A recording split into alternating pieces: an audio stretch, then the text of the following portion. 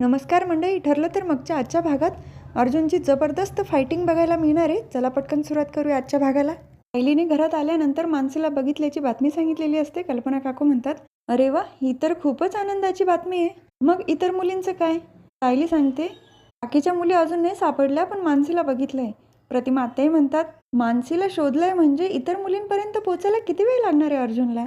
हो आई, तू अगदी खरं बोलते. तिथं श्वेता येते. सायली ताई, तुला सांगितलं होतं ना, आराम कर. अगं श्वेता, कसा आराम करणार? इतकी आनंदाची बातमी कळाल्यानंतर मी एक काम करते, मधुभाऊंना पण फोन करून कळवते. श्वेता सांगते, अगं नको सायली ताई, लगेच नको फोन करू, कारण तूच म्हटली ना ते माणसं खूप भयानक आहे. मग आपण घरी येईपर्यंत वाट बघितली पाहिजे ना. काय होईल काय नाही हे आपल्याला पण माहीत नाही. सायली सांगते, अगं श्वेता, तू अजून यांना ओळखत नाही. त्यांना एकदा कळालं ना मानसी कुठे आहे, तर ते घेऊनच येतील.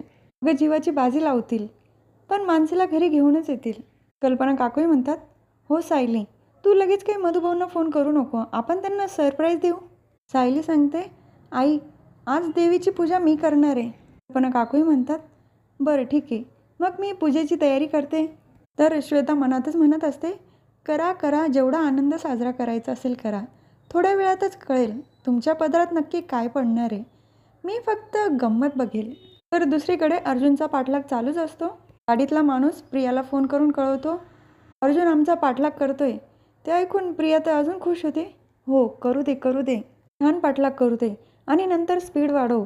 आणि हो, त्याला कळायला हवं की तुम्हाला समजलंय तो तुमचा पाठलाग करतोय. नंतर तिथून चकमा देऊन बाजूला व्हा. हो, त्याला कळता कामा नये. हा आपला प्लॅनचा एक भाग आहे. सचिन पण फोनवर असतो. तो म्हणतो, हो प्रिया, सगळं आपल्या मनानुसारच होतंय. अर्जुनला अजिबात संशय आलेला नाही. तर अर्जुनला चैतन्याचा फोन आलेला असतो. त्याने सगळी प्रोसेस केलेली असते. गाडीचा पाठलाग करतोय ना तू? तेव्हा अर्जुन म्हणतो, हो, ती गाडी माझ्या समोरच आहे. तुम्हाला माझं लाईव्ह लोकेशन मिळालं आहे ना? तेव्हा इन्स्पेक्टर सावंतही म्हणतात, हो अर्जुन सर, आम्हाला तुमचं लोकेशन मिळालं आहे, आम्ही लगेच निघतो. तर सुभेदारांच्या घरी सायलीने देवीला नैवेद्य दाखवून पूजेला सुरुवात केलेली असते. तेव्हा श्वेताला मेसेज येतो, प्रियाचा प्लॅन वर्क होतोय. तो मेसेज बघून श्वेता तर खूप खुश होते. तर श्वेता मनात विचार करत असते, बिचारी सायली मुली परत येणार म्हणून पूजा करते, पण आता तिच्या पदरात तेच फळ पडणार जे प्रिया टाकणार. अर्जुन सायलीला आता प्रियापासून कोणीच वाचू शकत नाही. तर दुसरीकडे अर्जुनचा पाठलाग चालूच असतो. हा थरार बराच वेळ दाखवला आहे प्रेक्षकांनो. आणि इन्स्पेक्टर सावंत पूर्ण टीम घेऊन निघालेले असतात. चैतन्याचा फोन येतो.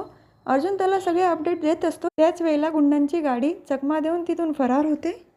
चैतन्य परत विचारतो, अर्जुन, गाडी तुझ्या समोरच आहे ना? अर्जुनही सांगतो, नाही ना, आत्ता माझ्या नजरेसमोरून दूर झाली आहे. ते चौफुली असल्यामुळे अर्जुनच्या काही लक्षात येत नाही नक्की गाडी कुठल्या दिशेने गेली आहे. काय करू नेमकं, कुठल्या दिशेने गेलं पाहिजे? चुकीच्या दिशेने गेलो तर मानसी सापडणार नाही. तर इन्स्पेक्टर सावंते म्हणतात, अर्जुन सर, तुम्ही जिथे आहात तिथेच थांबा. आता आम्ही तुमच्यापर्यंत पोहोचतोच आहे.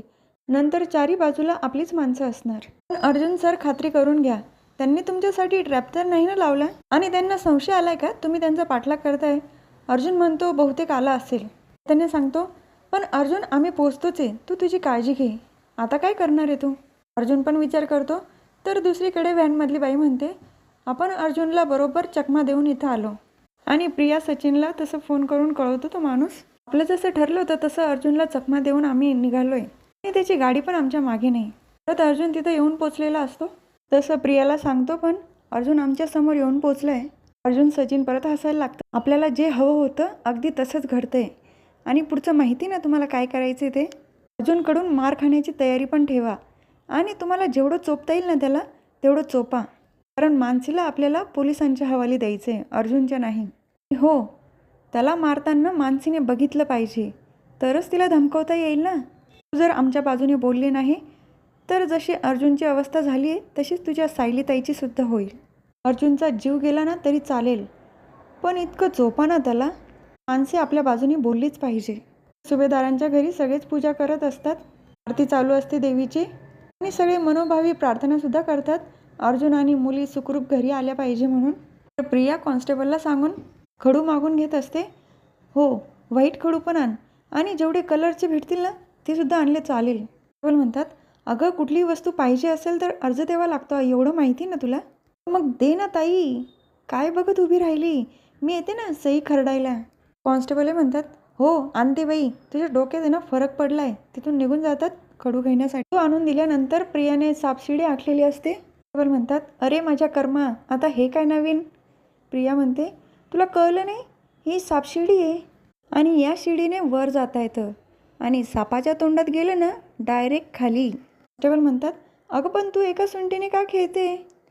अगं ही सुंटी नाही, हा आहे अर्जुन सुभेदार आणि ही आहे प्रिया. आता बघ अर्जुन सुभेदार प्रियाच्या तालावर कसं नाचतो ते. 3 पडलेले असतात, 1 2 3. आता बघ अर्जुन सुभेदार 3 पावलं पुढे येऊन अण्णासाहेबांच्या गुंडांसमोर कसा उभा राहतो ते. आणि नंतर हिरोगिरी करत म्हणेल, माणसेला माझ्या ताब्यात द्या, नाहीतर आयुष्यभर तुम्हाला जेलमध्ये सडायला पाठवेल. अर्जुन बोललेला असतो, माणसेला माझ्या ताब्यात द्या. सगळे गुंड समोर उभे असतात काठ्या घेऊन, जोरजोरात हसायला लागतात. माणसेला आणि तुझ्या ताब्यात. पोलीस इथे कोणत्याही क्षणी पोहोचतील. त्याआधीच तुम्ही सरेंडर केलं तर त्यात तुम्हीच वाचाल, नाहीतर तुमची काही खेर नाही. त्यातलाच गुंड म्हणतो, आमचा विचार नको करू, तू त्या पोरींचा विचार कर. तर प्रियाचा गेम परत चालू होतो. पुढे काय होतं माहिती आहे तुला? अर्जुनमध्ये आणि अण्णासाहेबांच्या गुंडांमध्ये खूप जबरदस्त फायटिंग होते आणि खरंच फायटिंगला सुरुवात झालेली असते. घरी एकीकडे पूजा पण चालू असते आणि इकडे अर्जुनची फायटिंग. त्याच वेळेला एक गाणं प्ले केलं आहे देवीचं, अंबाबाई गोंधळाला ये. एकटा अर्जुन 4-4 गुंडांना असा हाणून पाडतो आणि दुसरीकडे प्रिया जी सापशिडी खेळत असते, अर्जुन सारखा शिड्यावर चढतच जातो. काय होतंय? अर्जुनच्या वाटेला सारखी शिडी का येते? हे मला बघितलं जात नाहीये.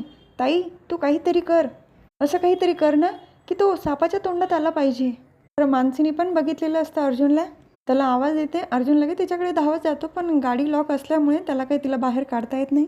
ते गुंड परत अर्जुनला मागे ओढतात. परत त्यांच्यामध्ये फाईट चालू होते. प्रियाचा इथे गागाट चालू असतो, सगळं माझ्यानुसार का नाही होते? अर्जुन कसं काय जिंकतोय? त्याला सगळ्या शिड्याच कसं काय भेटतंय? वरच का चाललंय? त्यांनी तर खाली आलं पाहिजे ना. बराच वेळ फाईट चालू असते. त्यानंतर एका पॉईंटला अर्जुनला सुद्धा ते लोक खूप मारतात. तर अर्जुनचं लक्ष परत मानसीकडे जातं. त्यानंतर परत तो गुंडांना खूप मारतो. नंतर सुद्धा अगदी जबरदस्त फायटिंग झालेली आहे. प्रियाची अवस्था तर अगदी सैरवैर झालेली असते. हे का होतंय? अर्जुन सारख्या शिड्या का चढतोय? तो खाली आला पाहिजे. तर सुभेदारांच्या घरी पूजा पण चालू असते जोरदार. त्यानंतर मात्र अर्जुनच्या डोक्यावर जोरात मार बसतो आणि हा भाग इथेच संपतो. पुढील भागात बघायला मिळतं की सायली देवीकडे प्रार्थना करत असते, देवी आई यांना आणि मानसीला सुखरूप घरी परत येऊ दे. तर दुसरीकडे अर्जुनला खूप मारलेलं असतं. त्यानंतर पाठीमध्ये सुरासुद्धा मारलेला असतो.